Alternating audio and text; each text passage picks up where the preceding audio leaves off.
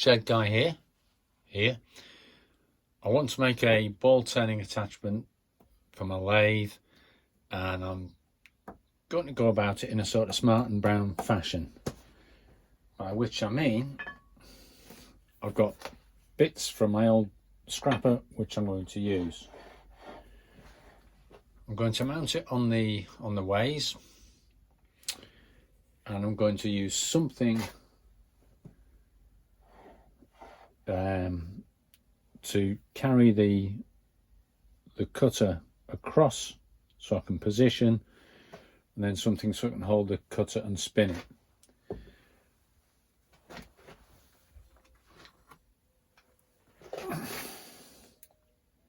To carry the cutter across, I've got that dodgy top slide you saw before. So by bolting this onto this base section, which is the bottom of an old tailstock, I should be able to accurately position the work side to side. All right. Then when I've done that, I'll put a rotating component, which I got off eBay, which will be a top slide that I can rotate.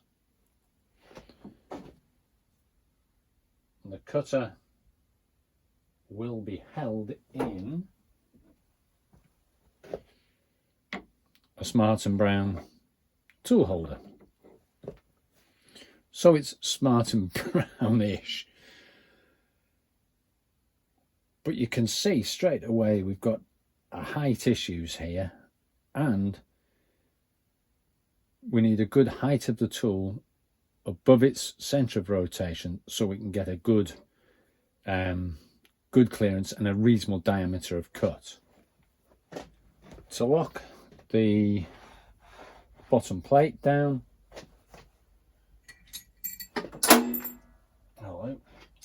I'll use a big cam nut and bolt,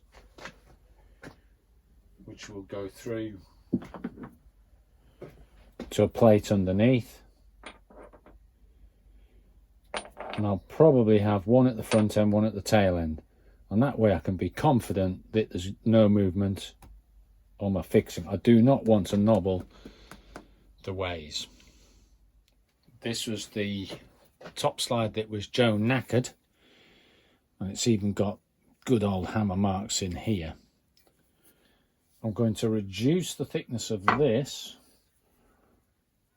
down to this level on my mill and attach that to there. Okay, bolt it on, and that will get me to about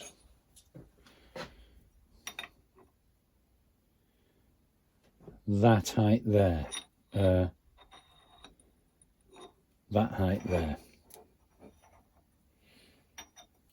So mill out the base here. That gives me this first height. So now I've got side to side at this level. I'll cut off the top here.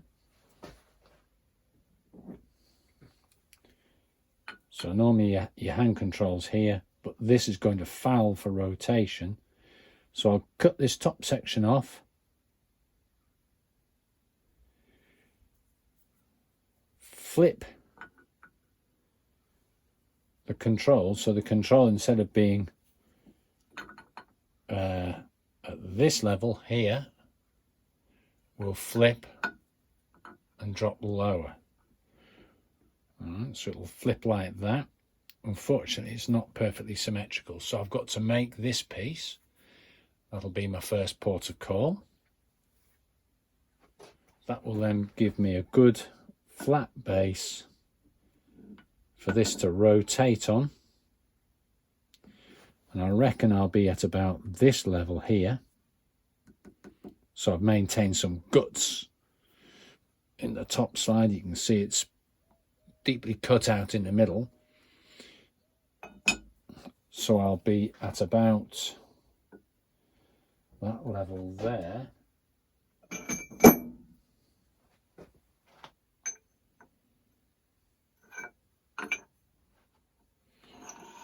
Okay, so that's pretty much the level of the top of this.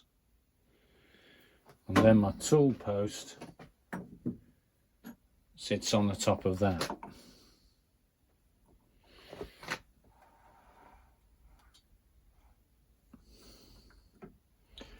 So I'll need to lift the tool post a little bit to about there. And I think after that work, I should be able to get about 1.5 inches ball.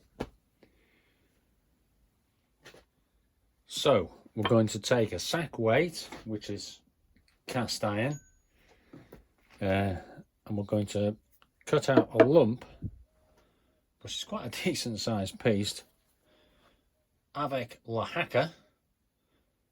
On this time I've changed to an 18 tooth blade, and I've been doing left a hacker and right a hacker because this was a day's worth of serious cutting. And what that's left me with is a large lump. I've run the mill over it to check, and yeah, it's coming up with a reasonable finish. What you don't know when you do the hacker is you're going to find a void. So we've got a decent sized void in here, big hole, which goes, you know, deep. But providing I position one of the larger holes properly, I might get away with it, and if I don't, I can bush it and build it back out. So first things first, I'm going to square up my tatty sack weight. This end had less of a, it's still a deep void, like a geode, doesn't it? Anyway, this end, deeper void, and that's the little lead compensation that they've added to get exactly the correct weight. So, chunk of steel in the mill. I'm squaring it up, chunking it out. Those square cutters, whatever they are, didn't do so well and didn't get such a good cut or finish. What looks like a more brutal triangular face mill cutter's doing a much better job. But I've got a lot of, this is the bottom side of it. This is the bottom side. I've got a lot of porosities. So what I'm going to do is take this out, dress it off with the angle grinder, and then face it up again. So it's going to be, just to get a square block, it's going to take probably half a day. It's a small machine shop, so you can't cover things easily and quickly. It just takes time.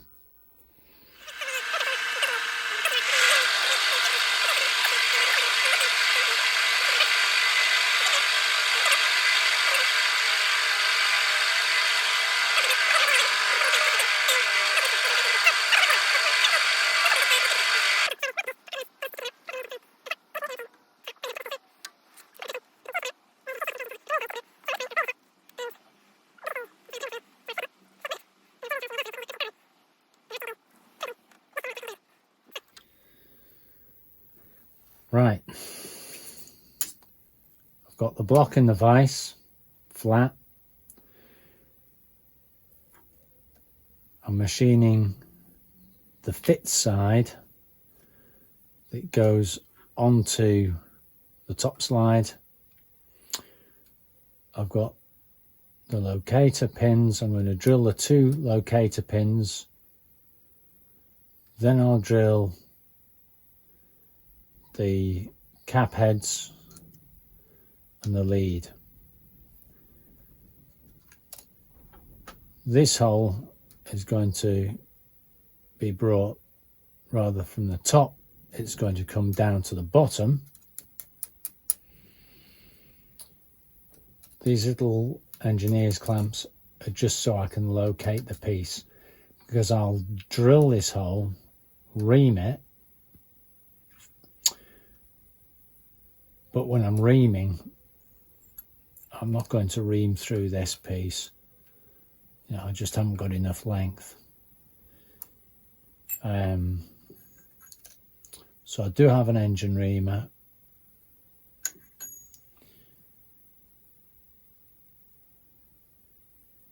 And when I've done the 2 pins and the 2 cap head holes, I'll prepare this hole.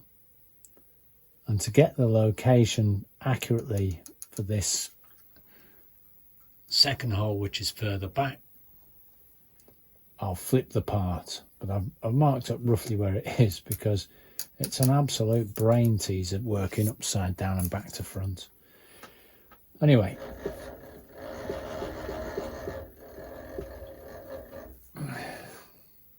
I'm going to drill and ream a pinhole, and when I've reamed it, I can then locate the part. I've got a couple of spare pins. What could go wrong?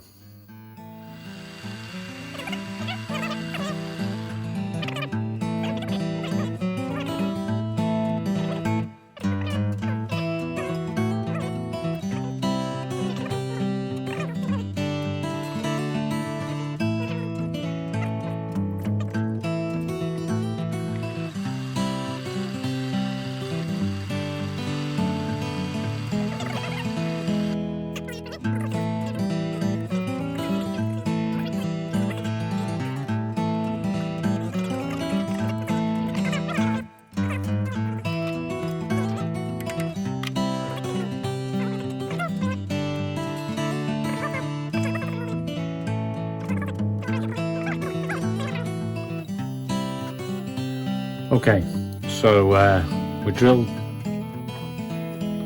the centre hole using a drilling collet, then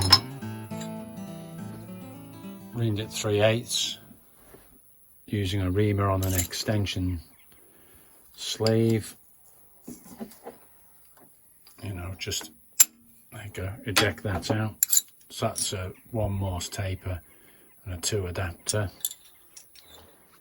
Broke out a big end mill and opened the hole up.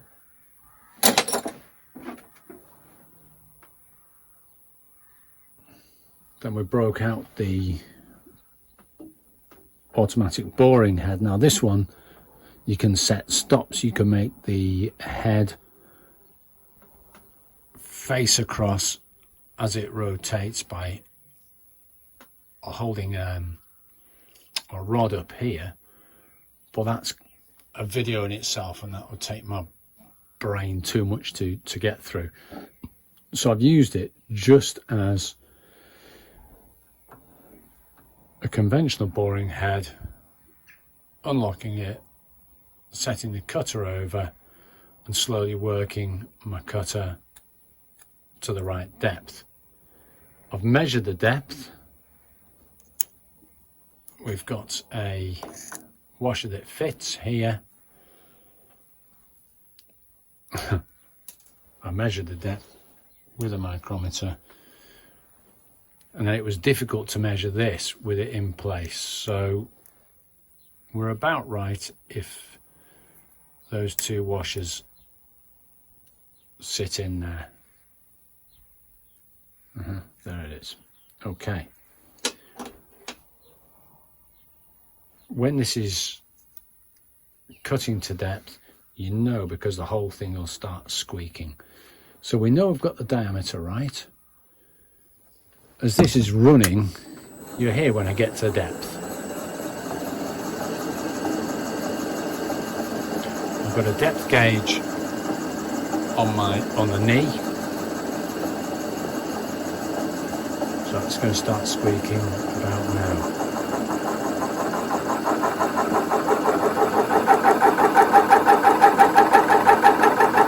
Spot on. turn that off so I know the depth that that's working to. It's difficult to measure it. I can't get my measuring device in. I've got a nut and bolt locked off to roughly the right height.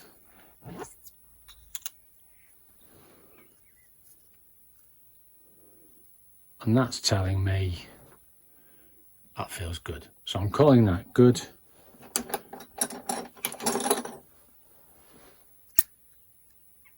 The diameter is the diameter to hold that washer on the inside. So that's fine. We're winning there. Okay, so that hole's done. The boring head is only held by a taper.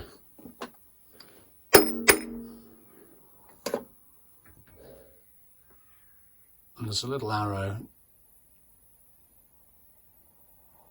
If you rotate the bezel that way, that's the way the cutter goes. So I've been moving the cutter that way. Right, Wohlhaupt boring head, and they are stunning. Okay, sit rep. Drill my holes. We've flipped the part round. It's now upside down. We're rotating around this hole here, which was the reamed 3/8 hole at the back. Squared the part up just using a simple gauge. Thank you, Mr. Lawton. But I know it's measuring the same on each side, and when the part was the other way around, it measured the same on each side. So now we're going to center this up. You know, hold the centering device, center that hole, get myself in the proper position. Then we'll poke a hole in it with a big old drill, ream it with a big old reamer. Happy days. Okay, so I can't run this under power because right there's a bleb.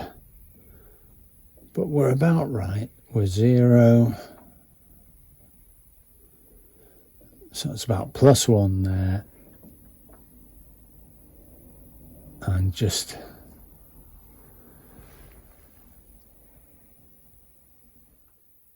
right. After a fair bit of fiddling, I'm about right. That's drilled through, but that's not the hole I'm picking up. I'm picking up a void in the casting, but I'm about center.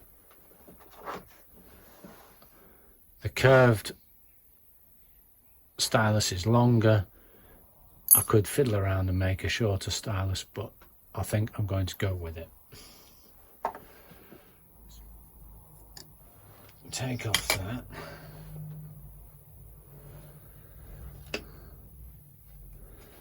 There's a rating screw here, so I can adjust that and get that right out the way. And with a bit of luck, I'll pick up the right place and I won't have to set stops. Yes-oo! Okay, so just by folding this finger out of the way, it's given me enough clearance to get in and get a center. Yaroo! Just for yucks, I've put a big old center in off the lathe, and yeah, I'll buy that. Looking true. Happy days. Now drill some holes, eh?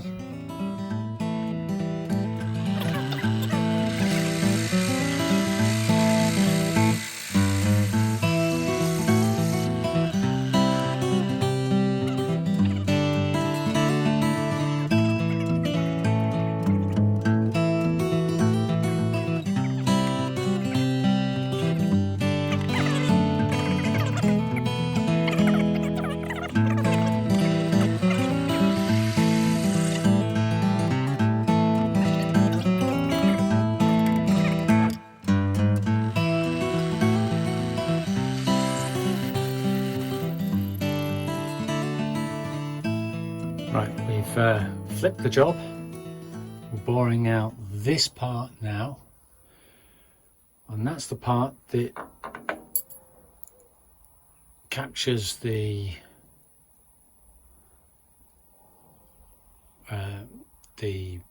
ball races to get rid of backlash on this lead screw. And we know that we want to be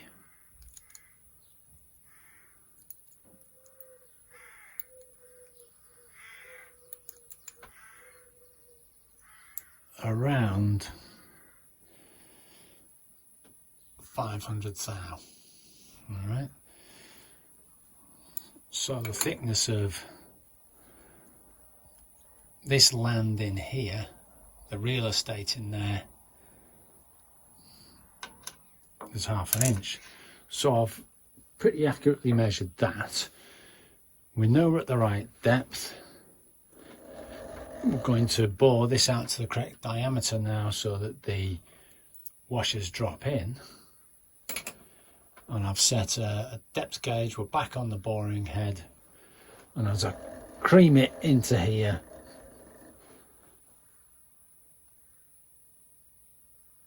I hit my 0,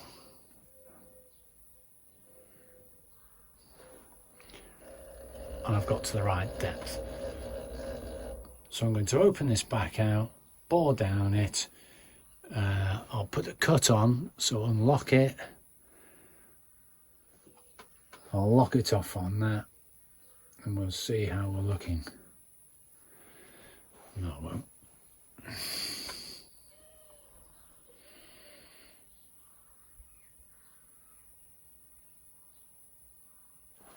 I'll take a little preliminary cut, check that I've got a better diameter. I'm looking for that diameter there. Okay, so we're getting closer now.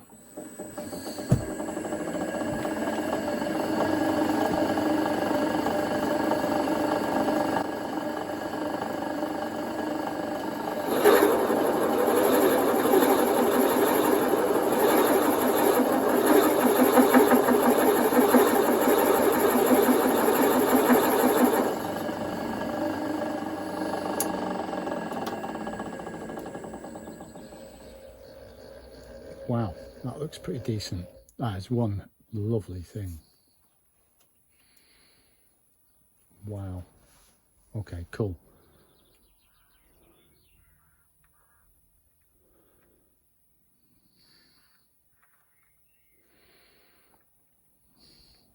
Okay, so the first part I overcut a little bit. So I'm going to play around and get this to be a good press fit. Push fit. Right, well we've got that board out. The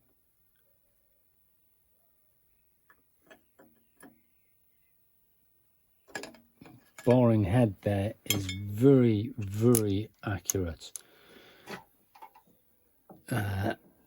Each one of the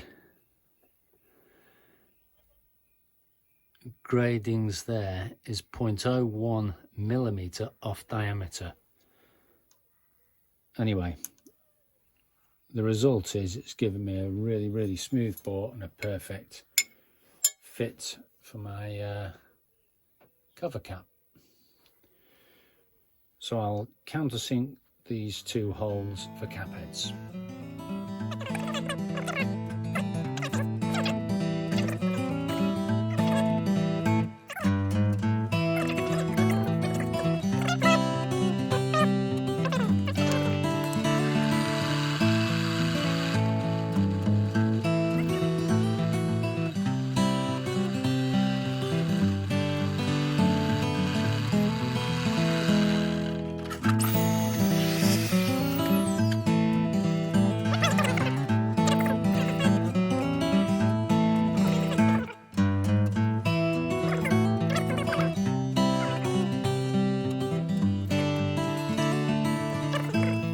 Okay, we're looking good, complicated. We've got to do a lot of hacker work again, You're looking at the inside.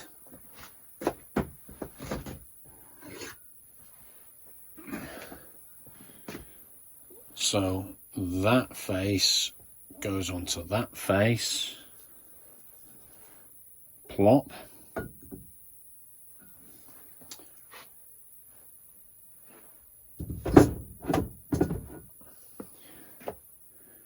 The pins are good. They line up and go into the top slide nicely. The screws, cap heads, line up, so that's fantastic. So firstly we go together, then we've got a bush that goes in this 3/4 reamed hole, which is a good fit.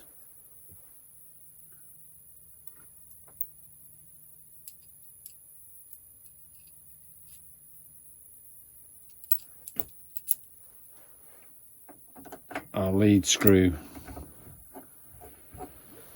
drops into this hole, and the thicknessing was correct. You know, I can get my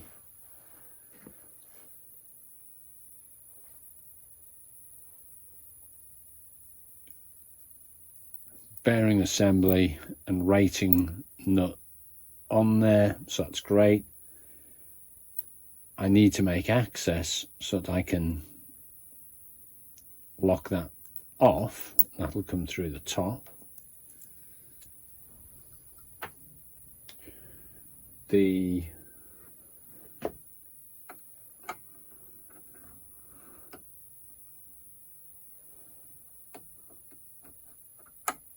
drive gear is a nice fit. So mechanically we're winning. I did template the job up, and I've worked to my template, but stupidly I forgot, of course, that you need more real estate for the hand wheel. My hand wheel is going to hang off underneath.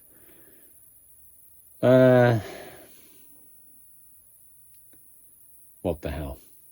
It's annoying that I've gone a little bit wrong on this bit, but you know, you're seeing this from the reverse side. There's still plenty of meat here.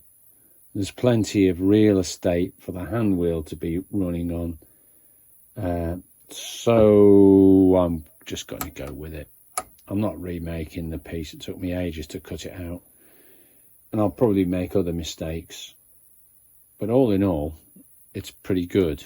You know, the gears mesh, the bush fits, the bearings fit, the thickness is correct,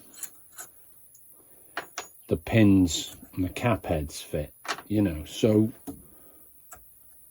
all in all, I think I'm just going to run with it and do a whole lot more hacker work.